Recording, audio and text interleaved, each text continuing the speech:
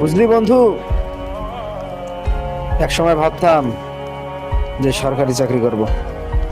সেই সরকারি চাকরি করতে যাই, সেখানে অনেক টাকা লাগে, 14-15 লাখ টাকা লাগে। সেটা আমার সামর্থ্য নাই। তারপরে ভাবলাম বিদেশ যাব, কিন্তু বিদেশ যাওয়ার সামর্থ্য আমার নাই। পরে ঢাকা এলাম যে একটা চাকরি নেব, কিন্তু এখানে এসে দেখতেছি অনেকদিন ঘুরতেছি, কিন্তু একটা চাকরি পাইতেছি না। এখানে গেলাম ওখানে গেলাম, সবাই খালি বলে যে কাজ জানা ছাড়া হয় না। তাহলে আমরা নতুন প্রজন্ম কি করব বলো? অনেক খারাপ লাগে। এইসব কথা আর কে বুঝবে? এই পোড়া কপাল নিয়ে আর কোথায় যাব?